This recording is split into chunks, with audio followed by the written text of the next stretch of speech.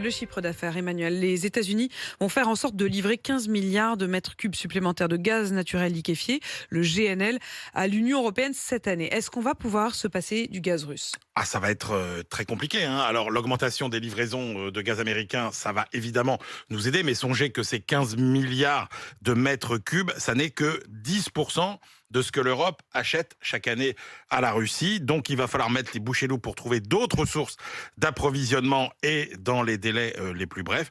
Alors, évidemment, on se dit pourquoi ne pas réutiliser le charbon, comme le font en partie les Allemands, sauf qu'il faudrait trouver 250 millions de tonnes de charbon. C'est un quart du commerce mondial, alors qu'une bonne partie est déjà achetée par la Chine. Donc on oublie, et puis on oublie en plus pour des raisons écologiques, parce que ce serait quand même un retour en arrière considérable. Il y a les énergies non renouvelables, le nucléaire, mais tout ça, il y a peu de capacité mobilisables à court terme, à l'exception de nos centrales qui sont fermées. Il y en a 5 qui devraient réouvrir quand même dans l'année. Ça aidera sans doute un peu, mais ça ne suffira pas. Le gaz naturel liquéfié, c'est la solution ? Alors, en partie, c'est possible, effectivement, d'augmenter les importations de GNL, donc des États-Unis, mais aussi d'Amérique latine, du Qatar, d'Australie. Le problème, c'est qu'on a des capacités limitées de stockage. Il n'y a que l'Espagne qui a de la marge aujourd'hui.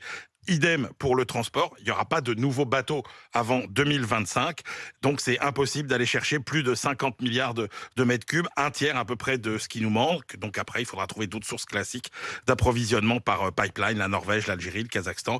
Mais tout mis bout à bout, on n'a pas de solution pour au moins encore un tiers de notre consommation. Bon, alors il reste une solution, c'est de consommer moins. Oui, absolument. Il faut rappeler qu'il y a 3 usages du gaz: l'électricité, le chauffage, l'industrie, tout ça à peu près à hauteur d'un tiers chacun. Et donc, c'est pas tellement chez les particuliers qu'il faut aller chercher des économies, mais beaucoup dans les entreprises, beaucoup dans les usines. Et là, il y a beaucoup à faire sur l'optimisation de l'utilisation des machines, la programmation de l'utilisation des machines, sur l'optimisation de l'éclairage, l'optimisation du chauffage.